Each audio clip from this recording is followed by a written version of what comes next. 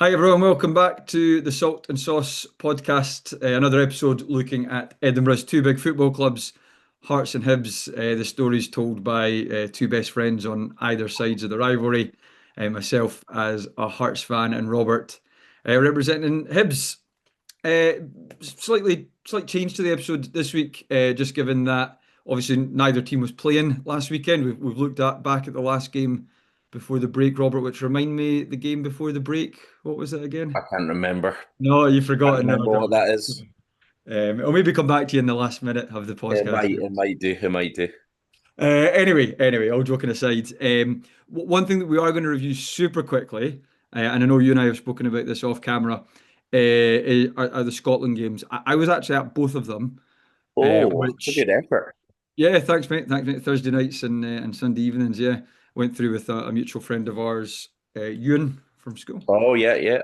And so don't get me wrong, I've got my opinion on the game in terms of what I saw, but sometimes watching it on TV, you get a better impression. My summary, Robert, feel free to agree or disagree.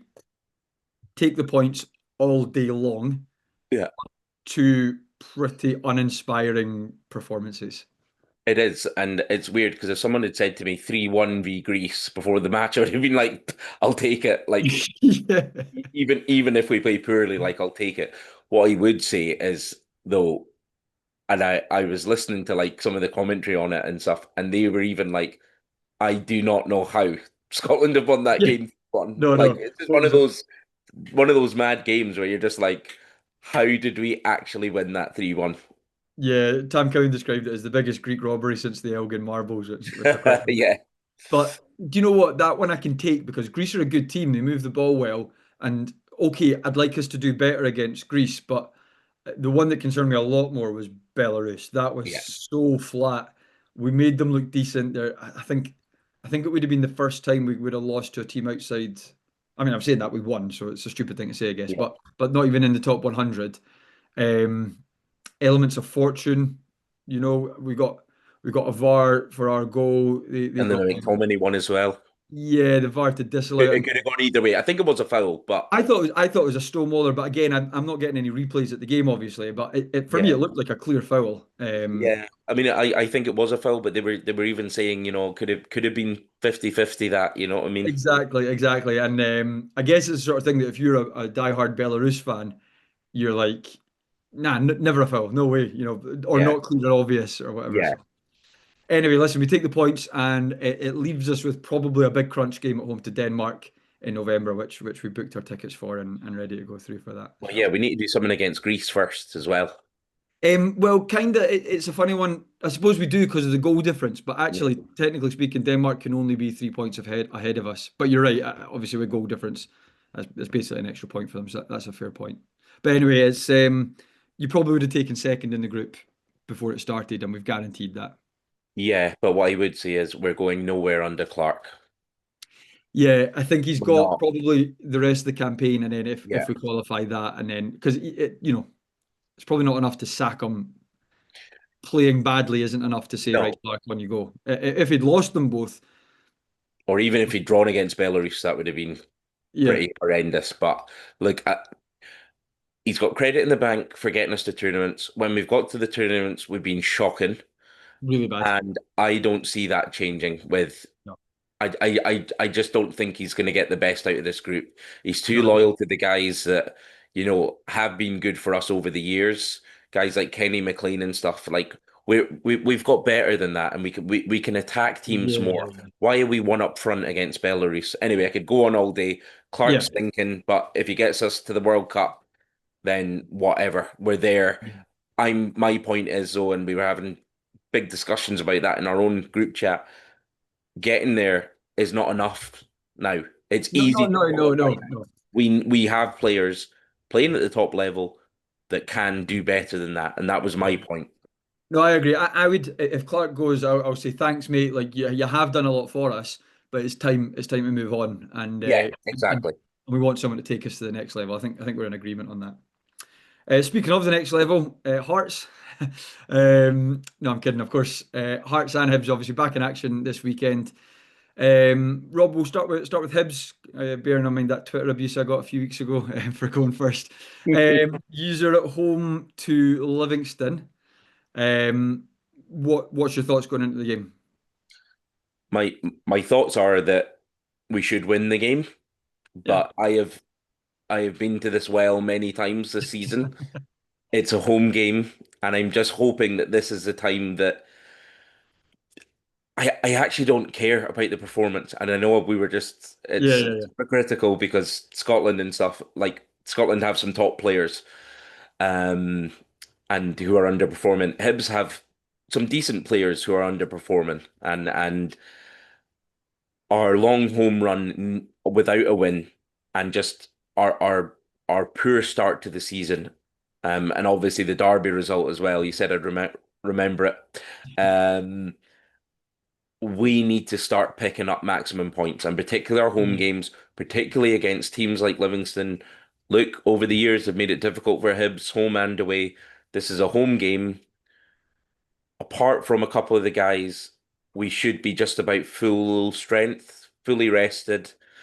Hopefully, Gray has been working on stopping crosses, because I don't think we've done that all season. If we have done it, then I don't know what the players are taking on board from that, but we need 3 points, and I don't really care how it comes. If it comes in the 89th minute and it hits off Bowie's backside and goes in the goal, I don't care. If it's a dodgy VAR decision, I don't care. I feel like we just really need the win right now, and we can worry about performances when we do that. Yeah, but that actually is what I was going to go on to say is that I know we just spoke about performances versus results. I mean, Steve Clarke's been there for years, Yeah, and I know Gray's been there a while, but when you look at just the form recently, um, performances are more of a long-term concern. I know exactly. you can't say they've been great, um, but they've also not been awful.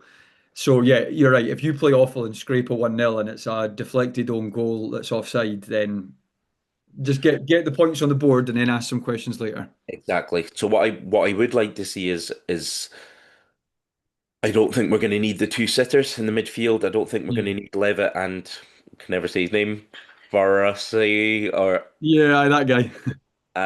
I'd like to see Mulligan start in the centre midfield. Don't mind Cadden coming back at right back. I know he's getting a tough time, but look, no one in that Hibs team can stop a cross. It's not just Chris Cadden. Yeah. Do you know what I mean? So like he should be good enough to play it right back for us. Um, I wouldn't mind if we did try a change of shape. I wouldn't mind that at all, and somehow able to get the likes of Obita, Nicky Cadden in for his attacking crosses because I just think we're missing that. I think we're getting to a certain point and it's just breaking down. You know, Yeah. like kind of you were talking about Hearts were there last season, where it was good up to the kind of final third, and then it would break down. Now Hibs are still creating chances. We're still kind of scoring goals. We're up there with other teams in terms of scoring goals, but I just think we're not creating enough in the game, which then puts the pressure on when you do get that one chance to take it, and then at the other end, we're leaking goals out of nowhere Yeah, yeah, in yeah. terms of, seeing out a draw or seeing out, even 2-0, we've been up twice. And just poor defending, really, it's poor defending has cost us the points in those games. So I would just like to see, obviously, I would love a good performance and a 3-0 win, and I think the players are capable of it. I would like to see Gray just let the shackles go a bit. Livy are going to sit in, they're going to make it difficult. I Yeah. don't think they're going to come out and have a real go. I think they're going to park the bus. I think a draw would be a great result for them. I think they're going to try and get set pieces. They're big physical side, and they're going to try and play on Hibs' weaknesses this season, which is crosses, set pieces, putting our defence under pressure. If I was Martindale, that's what I'd say. I'd say sit in, make them nervous, five at the back, 5-4-1, punt it up the field whenever we get it. Don't worry about anything else. If we get a couple of corners, you know what, we might just get a goal because Hibs are giving away a couple of chances and they're usually resulting in goals. The irony is, you love a performance like that as well. That's Just your when it's not against Hibs. Yeah, yeah. yeah. You'd have a grudging respect though for it a bit. I, I, Um, I would, but like yeah, no, of the, course. the pressure's on the players and the pressure is on Gray. Saturday, no excuses. we need 3 points. And again, I don't care really how it comes. I would love the performance. I would love to see, all right, I can see where we're going now.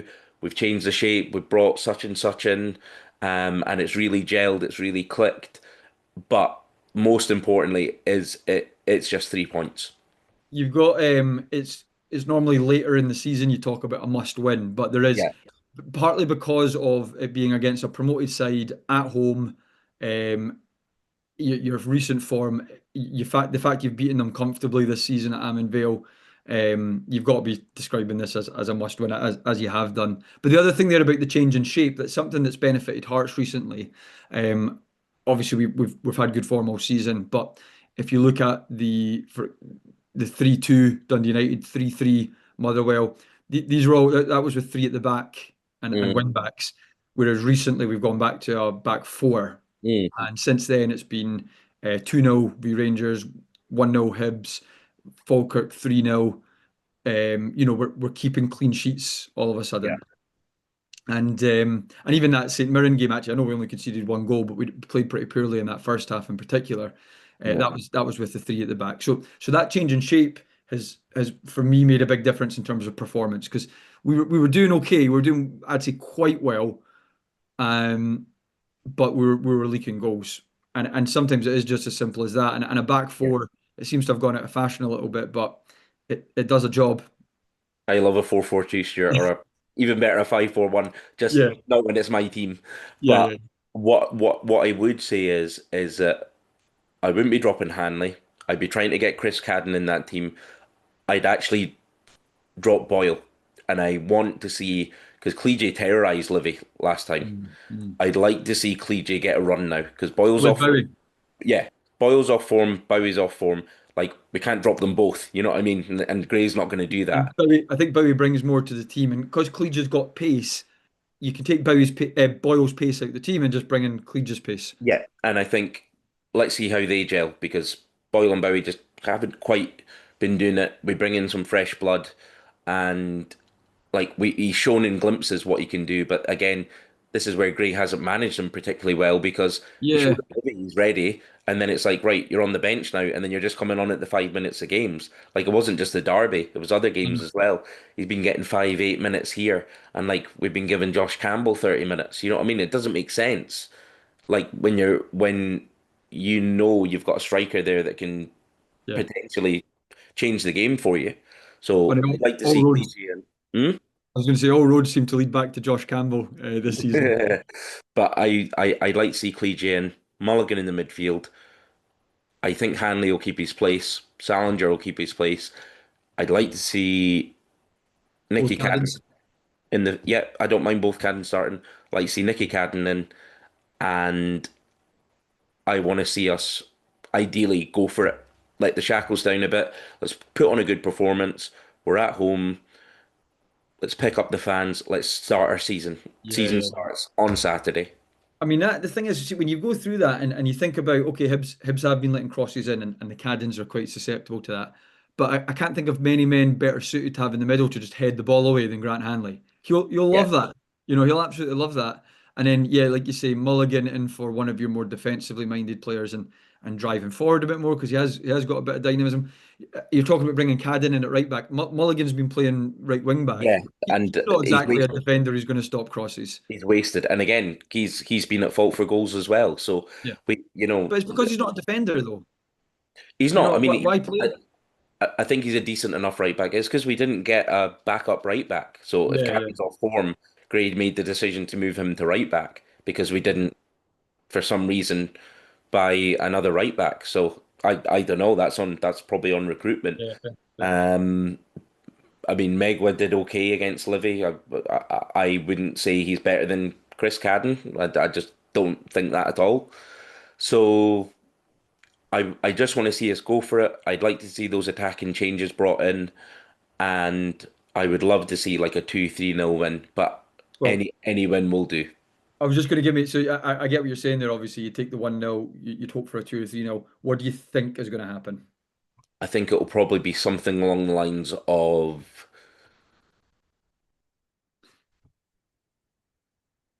2-1 Hibs. Funnily enough, that's the exact score I had in my head Yeah, as well, 2-1. I do. I think there'll be. I think you will get enough to get the job done. I can see it being a bit nervy, in all yeah, honesty, I because can see them scoring as well. yeah, everyone knows it's a must win, and that includes Livy, and that'll drive them on, Yeah, thinking let's burst their bubble, or not burst their bubble as such, but let's really put them up against even more up against the Kosh, and whether that's taking the lead, whether that's pegging his back, or even later on in the game, if you're 2-0 up, getting a goal and yeah, making you nervous. I yeah. just think there's a goal in it for Livy, Oh, but there will be. I just think, but also my prediction depends on your lineup there. I think if you go for that mulligan, if you go for the Klidje lineup that you're talking Mm, about, mm, maybe 3-1, because I mm. think Klidge's got a bit about him to not use your £1 million striker all season, really, or not It's properly. I just don't understand it. It's very bizarre. It's really, really odd, but it's going to happen at some point. And home to Livingston is surely as safe a bet as you can get to do that. They'll be stuffy and they'll make it difficult, and Martindale's good at that. But I agree, it's a must win, and it's a probable win as well for And him. you know what? You know what makes me think it could be quite nervy as well. I know I'm saying I think we'll win 2-1, but what could make it nervy is say we're even 1-0 up, and it goes into that 80th minute, and we've not Yeah, got yeah, a yeah, second goal, and Gray gets nervous, the crowd will get nervous, the players will sense that, will start dropping back. What are Livy going to do? They're just going to keep shelling it in, yeah. and if that Get the happens, I'm big going to be lads up. like that. Just, Yeah. I'm not even going to watch. I'm just going to wait. And Livy have equalised. I know, I know. And I mean, of course, you have got previous this season for conceding goals at that moment, whether it's the first half or the second half. Yeah, Um, we need a second goal, and maybe even a third my before anything my my relaxes. my only hope as a Hearts fan is that if Livy get a goal or they sneak a point or whatever, it's got something to do with Ryan McGowan, who's got I think 2 goals against Hibs with a combined distance of about a yard. He's headed both of them on the line into the net, and from a Hearts point of view, it's been a great moment, obviously. But they've also got things, Robbie Muirhead, former Hearts, Macaulay Tate's on loan there. The big boy as well. Is it Tete Yang? Is it Tete Yengi? No, that's Simirin. No, There, who's the big tall? He's a big tall guy up front. He's a handful as well for them. it might be Muirhead that you're talking about, unless there's another one. No, it's not. It's not Muirhead. No, it's not. They did play well against us and cause us actually a few problems. I still think we deserved the win. But they've also got that Silla who's at Dundee, who's good in He's a midfield decent at player. breaking Yeah, things up. That yeah. Smith that scored against us, we were poor for that goal, but he did really well. Good And one of trust. my favorite players, Pittman. Yeah. Right. Okay. We'll move on to Hearts there away to Kilmarnock. 5:45 kickoff on a Saturday. Um, that's a tough game. Kilmarnock have Mm, been going well. Obviously, the balance of play, the balance of form. You're saying it's a Hearts win. mm, Um, it's one of the toughest games you can get in the league at the minute. Obviously, outside the Old Firm, going away there, partly because of their form, partly because of the pitch. mm. It's not a fun pitch to play No, on. the pitch is horrendous. Yeah, they've just looked strong so far. Mm, Um, So I guess my hope is just that with us, given that we have been playing a bit better recently, that switch to the back four, you're talking about the changes you'd make to the Hibs team. For me, it's just, can we keep doing what we've been doing? There might be some changes there. I know that Aju, the big money signing that we've got, he was ruled out the Hibs game with a hope that he'd be coming back after the international break. It's too soon to say how much he could play, but obviously be great to get him involved in some way. But really, other than that, we've been looking good, keeping clean sheets, scoring goals, making chances, and even if it's games where we've been off it a little bit, getting the result over the line somehow. So ultimately, I'm thinking, yeah, we should win. We should win. I'm probably in a similar boat to you though. If you offered me a 1-0 offside deflected, VAR checked, own goal, I'd be like, yeah, brilliant, happy yeah. days. Because Kilmarnock is a tough one. I actually thought one of my reference points of seeing Kilmarnock was at Easter Road, Mm. and sorry to bring it up again, but they played well. They did play well in that second half. I know you were looking at it from a Hibs point of view and all the things you could have done differently, and it's hard to argue with that. But I was impressed with Kilmarnock. They No, they did played well. they They played did they well, and did look, they really good. showed at Celtic Park. They're no mugs. Yeah, well, that's Celtic beat them last minute. with a penalty that was never a penalty in a million years at Rugby Park, and so they'll feel hard done by with that. So I'm thinking, if they can give Hibs a game, if they can give Celtic a game, then they can certainly give Hearts a game. I just Yeah. hope that we have enough to do obviously what Celtic did rather than what Hibs did, and that is get the result.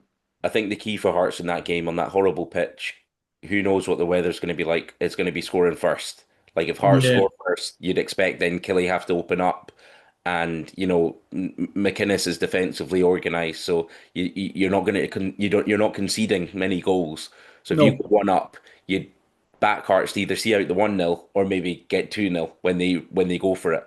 But if Killie score first, that could obviously have implications for the game. I'd probably, yeah, to be honest, the way Hearts are going, I'd probably still back them to win, even if yeah, Killie go one up. I think you've got that character that Hibs had in that really good run they were having, and yeah, Aberdeen the start of last season when even when a team scores, it doesn't seem to yeah. affect You just felt like you were going to score two goals anyway. So, what, exactly. what, what does it matter the order in which they come? And yeah, and we've been pretty good at coming back from behind. The Motherwell game's the obvious example of that.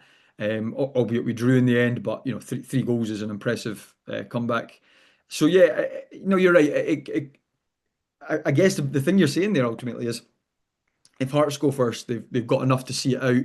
Yeah, Maybe even grab a second. yeah, But if Killie score first, you've still got the belief that Hearts can come back into it. Now, obviously, yeah.